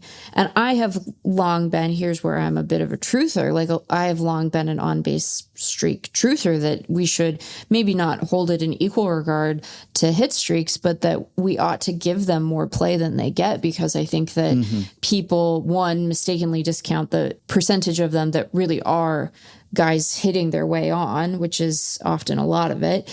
And two, that like walking is a skill. It's not merely charity on the part of the pitcher. Like you're working plate appearance there, buddy. Yeah. And hit by pitches too. Of course, you have to get hit, but that should definitely count because ouch, Well, yeah, that's true too. Yeah. So I get the frustration. Maybe that's part of why people don't care as much about on-base streaks. I think it's largely because for a lot of baseball history, that wasn't considered a skill so much the way that hitting was. But also maybe, hitting, it's just simpler, even if that's subjective too. You can kind of know instinctively what a hit is, or at least easier than a time on base where you can actually literally be on base and it doesn't count as a time on base. It's just kind of confusing. But yeah, I understand the frustration. But I think to preserve how cool the accomplishment is, you do have to actually make it something that's a little less random or subjective or unearned. But yeah, it's never going to be perfect. All right. And I just wanted to close, while the standings are as they are, we got a couple Stat Blast questions about standings-related things and score-related things. They'll take a data set sorted by something like ERA minus or OBS plus, and then they'll tease out some interesting tidbit, discuss it at length, and analyze it for us in amazing ways. Here's today's Stat Blast.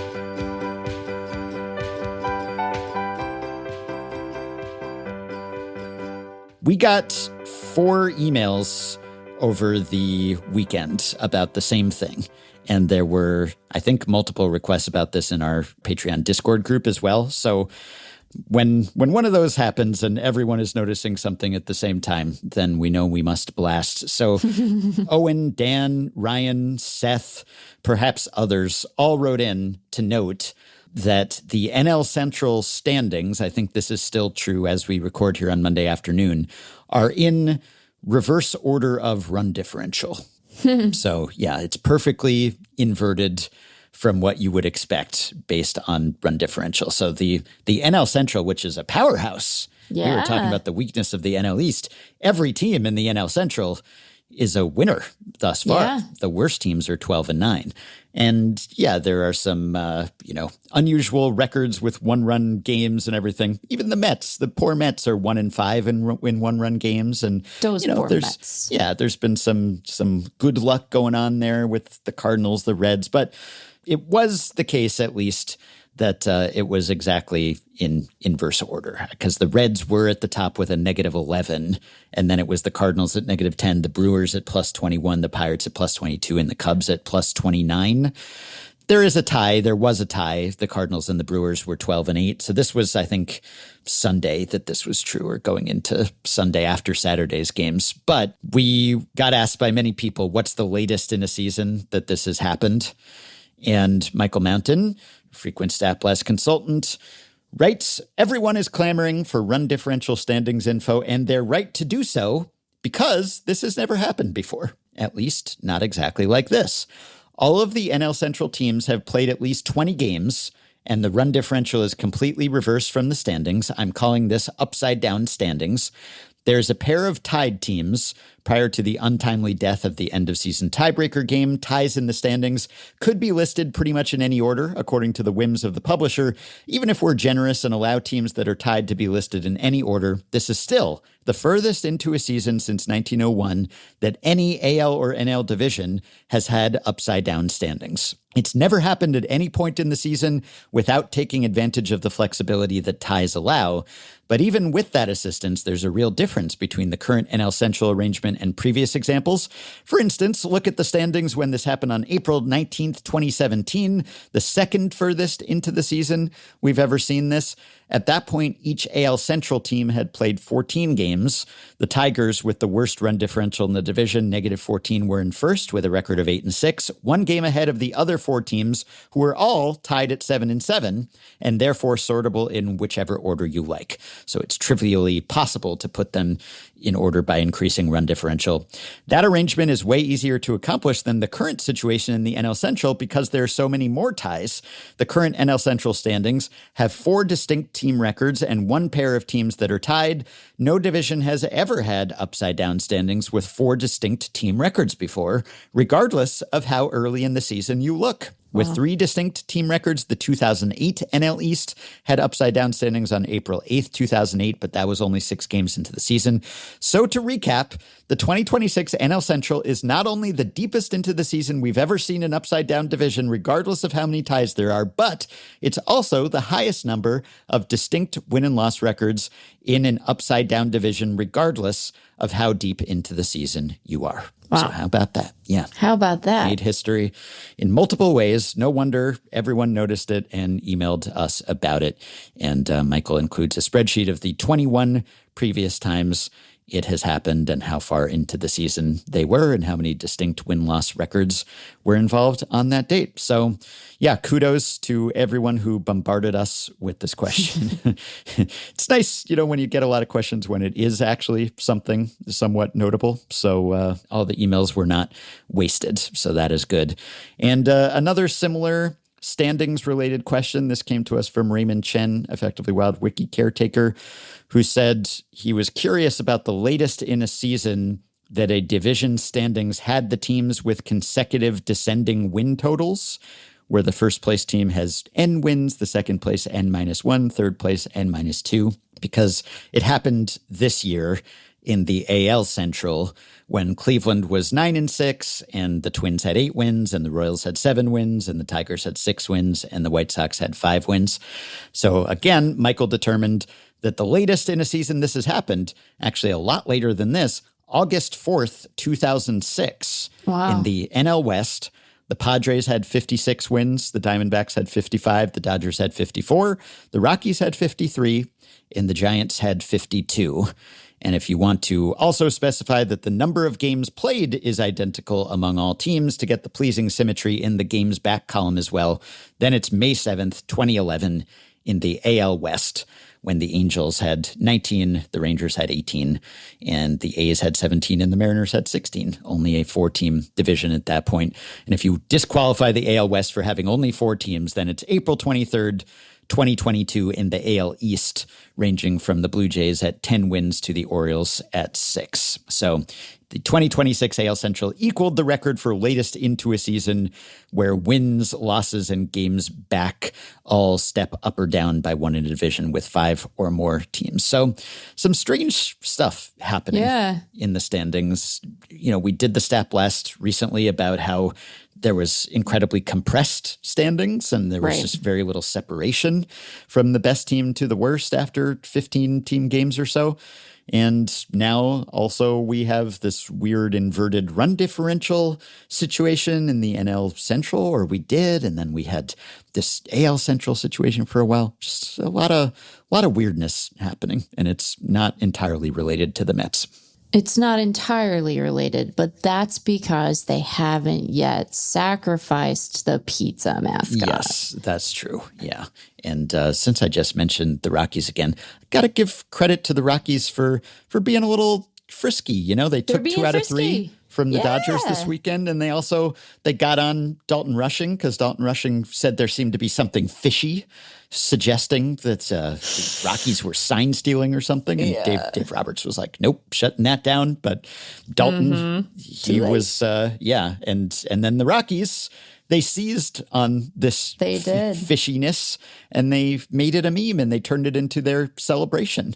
And now they're all fishermen on the bases and they're all just reeling in lines. I mean, that's pretty good. You know, they're still going to end up not being a very good team probably. And the Dodgers are going to be miles above them in the NL West standings. But at least for now, they're holding their own and they're standing up for themselves. Sometimes all you can be is a thorn in the side of your rival. Sorry, I'm about to be rude to the Rockies as I'm praising them. Rival isn't quite right, but, you know, the big team on campus, you can just be not a spoiler even, but again, a thorn. Yeah, and just to round up our standings-related questions here, Daniel, Patreon supporter, said, according to the AP Gamer written after the A's beat the Rangers on Wednesday, they claimed sole possession of the division lead for the first time since 2021. This strikes me as a relatively long time, as even a very bad team could accidentally win their first few games of the year. What's the longest streak all time of this? I'd imagine the Pirates and Rockies' current streaks are longer than the A's streak. And Michael says, Daniel's instincts are correct that most teams are alone in first place at some point during the season. 17 out of 30 teams did so last year. Daniel's instincts are also correct that the Pirates and Rockies are 2 of the teams that did not do so last year. However, they are not running longer streaks than the A's were. The A's had the second longest active streak behind the Washington Nationals, who have not held sole possession of first place in their division since June 11th, 2018, which is before they won the World Series, surprisingly. But yeah, the other teams with an active streak of more than 365 days are the Red Sox, Royals, White Sox, Diamondbacks, Orioles, and Cardinals. The Reds and Twins also played their way off that list earlier this week or last week, taking their first division lead since August and October 2023, respectively. The longest streak in the divisional era, 1969 to present, is held by the Atlanta Braves. After winning the first NL West division title in 1969 by 3 games over the Giants, they didn't have sole possession of first place in the division again until April 9th, 1982, 4,572 days later, when they started the season 3-0 en route to their second NL West division title. I guess they made up for it later when they were winning the NL East every year for years. Under the current 3 divisions per league format, the longest streak belongs to the Detroit Tigers. They played their first game as a member of a 5-team division, the AL East, on April 4th, 1994. Their first solo division lead came on April 7th, 2004 in the AL Central after starting the season 3-0. That is a 3,656 day streak, or that's days later. Yeah. And lastly, we got a question from Todd, who said on Friday, the Orioles defeated the Guardians 6-4. In this game, all of Baltimore's runs were scored in the 8th inning. My question is, what is the most runs scored in a single inning when the runs scored in said inning were the only runs scored by that team in the game? I'd be curious to know the most in a win as well as a loss. And Michael says something else noteworthy about that Orioles-Guardians game. The Guardians also scored all their runs in a single half inning, although it was not the matching half of the same inning where the Orioles scored. The highest scoring game on record in which both teams scored all of their runs in a single half inning is the Phillies-Reds game on April 13th, 2003. The Phillies won 13-1. The Reds' one run was scored, obviously, in a single half inning, the bottom of the 5th, while the Phillies scored all of their 13 runs in the top of the 4th. That mark of 13 runs by a single team is also the record for most runs scored in a game where all scoring happened in a single inning. The only other time it has happened was by Atlanta on September 20th, 1972, in the second inning, defeating the Astros 13-6. The highest scoring loss, where all the losing teams' runs came in a single inning, 11. The Philadelphia A's lost 17-11 to the New York Yankees on June 3rd, 1933, and all of Philly's scoring came in the third inning. Finally, if you require all of the scoring in a game for both teams combined to come in the same inning, the highest scoring game on record matching that criterion is the Pirates playing the Giants, the New York Giants, at the Polo Grounds on July 26, 1928. The final score was 7-5 Pirates, with all 12 runs being scored in the second inning. I like when the runs are distributed a little more widely than that. I don't like all the scoring in a single inning.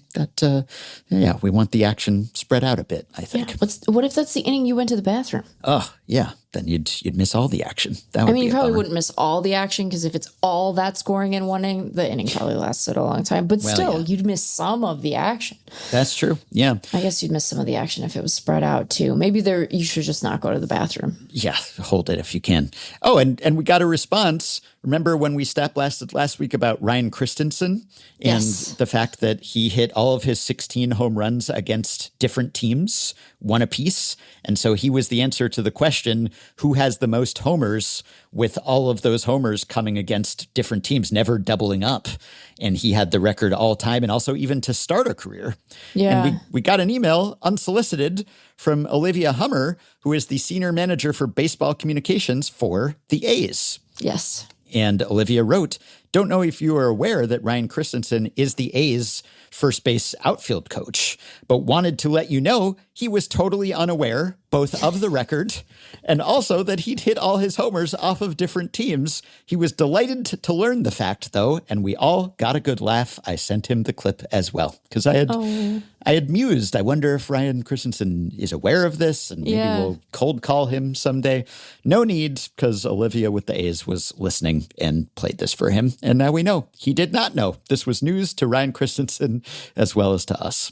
And one other response that we got to a recent conversation. This is from Alex Vigderman with Sports Info Solutions, who wrote to us on Monday and had a couple notes related to episode 2467. He said, "You had a couple of musings in quick succession that I felt we had some ability to put numbers to, so I figured I'd reached out with respect to the idea that pitchers might, quote unquote, man up and not present themselves as hurting when they're hit by a batted ball," because we talked about Tobias Myers getting hit by a Freeland line drive and not reacting. And Ron Darling and Oral Hershiser were talking about this in the booth and how you never want to show them that you hurt them. So Alex says, SIS tracks all kinds of injury events, including things that the players don't show a reaction to. So while we can't tell how the player's actually feeling, we can at least try to judge if getting hit by a batted ball elicits a less dramatic response than expected. So the Sports Info Solutions stringers, they not only record when someone gets hit by a batted ball, but they record the apparent severity of the injury. So you can classify it as no visible effect, or some visible effect, might shake off an arm or something, or medical attention stays in the game or leaves the game, or the worst, the game stops and there's a cart/stretcher situation. I did not know that they recorded this in such detail. To roughly compare analogous plays, I looked at injury events since 2018 where a pitcher was hit by a medium or hard hit ball and compared them to a hit by pitch or a foul off a body part. I would accept an argument that these aren't apples to apples comps, but I think they get us close. If we remove injuries that are initially severe enough to merit medical attention, balls hit off of pitchers have about a 50-50 chance of the player showing some kind of ill effect right afterward. For the comparison group, it's more like a 40% chance, and that 40% rate is more consistent with the overall average across all injuries. That could suggest that pitchers are actually showing more pain, but also could be that these injuries are a little worse. On these injuries, the expected days missed per our prognosis log shortly after the injury is slightly higher for the pitchers, particularly for the injuries that they're showing some effect from, 2 expected days missed versus 0.5. This could suggest the opposite of the above, that pitchers and batters show a similar response, but the pitchers' injuries are actually a little worse. The overwhelmingly most relevant detail here, though, is how often someone checks on them. Pitchers receive medical attention almost 60% of the time they're hit by a decently hit batted ball, compared to under 10% for batters hit by a pitch or fouling a ball off their foot. But when we compare the expected days missed on these injuries, the pitchers have a lower average, 2.6, than the batters, 4.3. So there's a lot more sensitivity to the pitcher getting hit, despite there not being a meaningful difference in health on average. That's interesting. So the teams are doting on the pitchers. They're more likely to go out and check on them, even though they're not injured more than someone who fouled a ball off themselves or got hit by a pitch or something. I guess it's rarer maybe for pitchers. And so it seems more noteworthy. And obviously it could be, well, I mean, both hit by pitches and getting hit by batted balls can be bad depending on where one is hit. But that would, I guess, support your argument that maybe pitchers don't show the pain because they're more likely to be lifted or visited. So they don't want to give you any excuse to come out there and yank them. Yeah. Did you see Jake Cronenworth get hit in the face over the weekend? Yeah. Oof. Again, none of these guys throw up. It's so crazy. I would. Yeah. And he had all his teeth. He kept kind of grimacing at the camera in a way that showed all of his teeth. Mm-hmm. And I was like, I'm sorry. This is one of the rare moments where I think it is incumbent upon the trainer to approach a living human being a bit like a horse and be like, I need to pry it open and look at all the. Why did he was like, I'm staying in the game. And I was like, I think that's a dereliction of duty. I think they should have been required to pull him. He got hit square in the freaking face. Yeah. And Alex also checked with respect to the frequency of pitchers coming back to a low and inside pitch after the batter fouls one off his foot. Because I mentioned there's the old bromide that if a guy fouls one off his foot, then you come back in low and in because he might be wary of swinging or something. And Alex said, I looked at any plate appearance since 2018 where a batter fouled a ball off his foot and compared the pitches before and after to keep the context as similar as possible. He found, unsurprisingly, balls hit off the batter's foot are more often low and in, 39% versus 19% on other pitches. However, the pitches preceding and immediately following the foul off the foot are not more likely to be low and in, according to his analysis. So the rates are all basically even at 19 to 21% low and in, except for the one that's fouled off the foot. So he says there's no particular trend as far as he can tell of avoiding or targeting low and in before or after the foul off the foot. So I don't know. Maybe there's no truth to that on the whole. But anyway, it's nice when we have stat blasts that are done in response to our stat blasts that we didn't even ask someone to do. Yes, very thoughtful. All right, closing the loop on a few matters Stat Blast related. Scott in Vancouver, Patreon supporter, said, just wanted to bring to your attention something we Blue Jays fans have been tracking. Second-year pitcher Braden Fisher has yet to allow an earned run on the road in 31 1/3 innings in his career, while allowing 15 earned runs in 25 innings as of April 9th at home. It was only last week in Chicago that he allowed his first road unearned runs thanks to a Tyler Heineman error.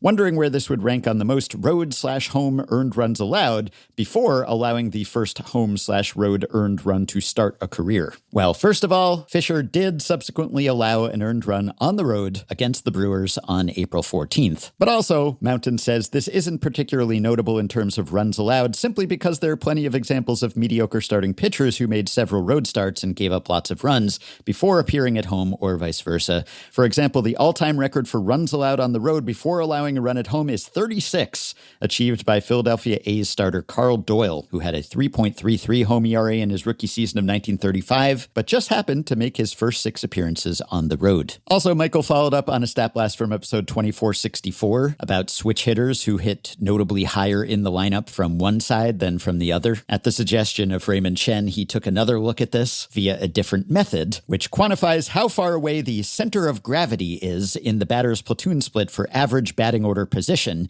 using a unit circle with a radius as 1 as the mapping domain.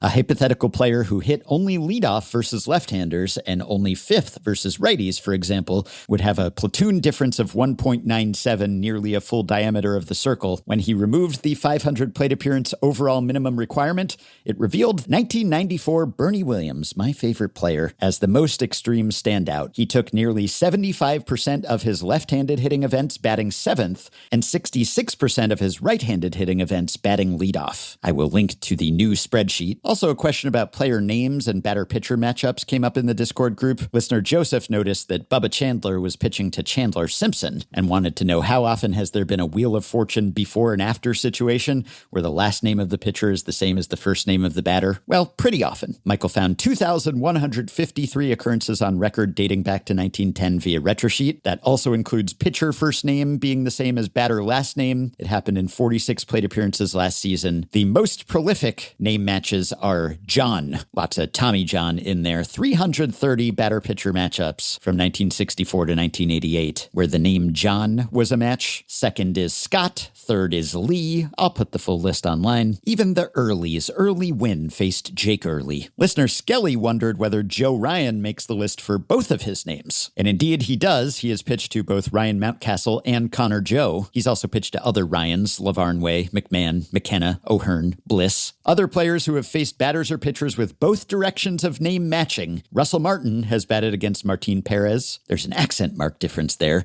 And Adam and James Russell. Jackson Merrill has batted against Luke Jackson and Merrill Kelly. Garrett Mitchell has batted against Reed Garrett and Mitchell Parker. John Denny pitched to Denny's Gonzalez and Walling and also Tommy John. Joe Kelly pitched to Connor Joe and Kelly Johnson and Kelly Shopik. Boone Logan pitched to Aaron Boone and Logan Morrison. Scott Terry pitched to Mike Scott and a whole passel of Terrys. Jackson Todd pitched to Reggie and Ron Jackson and also Todd Cruz. And Paul Wilson pitched to Josh Paul and Wilson Delgado. Connor Joe coming up clutch there for all the first name Joes. And last week when we were talking about Tatsuya Imai and his acclamation to the majors or lack thereof, I was talking about how no players had come directly from NPB to the Astros before. I may have said or suggested that the same was the case for the White Sox and Murakami. If I did, that's not the case. The champion 2005 White Sox, in fact, had 2 players who came over directly from NPB, Tadahito Iguchi and Shingo Takatsu. Takatsu was Murakami's manager with the Swallows in NPB, and actually he was in White Sox camp this spring, and he predicted, somewhat jokingly, but maybe not entirely, that Murakami would hit 55 homers. Well, he's on pace. And finally, Sean McCormick, Patreon supporter, responded to our conversation about promotional giveaways by teams, and he said, listening to your conversation about the impact of promotions and promotion creep reminded me that I wrote a paper on this in undergrad. It's been a few years, but I refreshed my memory reviewing a few economics papers I referenced, including one called Does Bat Day Make Sense? CENTS. At a high level, games with a promotion increase attendance by about 3,893 fans per game, a 14% increase. According to that paper, factoring in promotion frequency, teams with a greater number of promotions experience diminishing effects, as one would expect, with a promotion increasing attendance by 12% on average, down from the previously mentioned 14%. The difference is still small enough that the promotion creep we're feeling has been historically effective for getting butts in seats, ignoring cost. I can hear Bob Nutting complaining about cost being ignored, so we've got that looped in. Quality is, of course, relative, but they found that for every additional dollar spent on the item given away, an additional 2,688 fans are brought in. If not clear, this is on a rate basis, not the total cost of 20,000 bobbleheads. A few other points from other papers. Expected, but bobbleheads are the most effective giveaway. Promotions on weekdays are more effective than promotions on weekends. weekends, and promotions draw returning fans, not new fans. The Mariners seem to follow these ideas as their bobbleheads and Funko Pops are often 2 or 3 day giveaways that happen on Monday through Wednesday. Thank you, Sean. I will link to a couple of those papers. You can support Effectively Wild on Patreon by going to patreon.com/effectivelywild and signing up to pledge some monthly or yearly amount to help keep the podcast going, help us stay ad-free, and get yourself access to some perks, as have the following 5 listeners: Liam, Daniel Marokna, Matthew Abbott, Benjamin Hooker, and Kenneth Hardy. Thanks to all of you. Patreon perks include access to our full weekly patron-only episode, monthly bonus episodes, exclusive live streams, membership in our Discord group, FanGraphs memberships, shoutouts at the end of episodes, personalized messages, prioritized email answers, and more. Check out all the offerings at patreon.com/effectivelywild. If you are a patron, you can message us through the Patreon site. Send your questions, comments, intro and outro themes to podcast@fangraphs.com. You can rate, review, and subscribe to Effectively Wild on Apple Podcasts, Spotify, YouTube Music, and other podcast platforms. You can join our Facebook group at facebook.com/group/effectivelywild. You can find the Effectively Wild subreddit at r/effectivelywild, and you can check the show notes in the podcast post at FanGraphs or on Patreon, or the episode description in your podcast app for links to the stories and stats we cited today. Thanks to Shane McKeon for his editing and production assistance. We will be back with another episode a little later this week. Talk to you then. Effectively Wild, where we can talk about autonomy all day long. Effectively Wild, with Ben and makeup on, like you know it's gonna be a good time. I wanna learn about new statistics. I wanna hear about none of them RBIs, yeah. Tell me about some prospect I should know.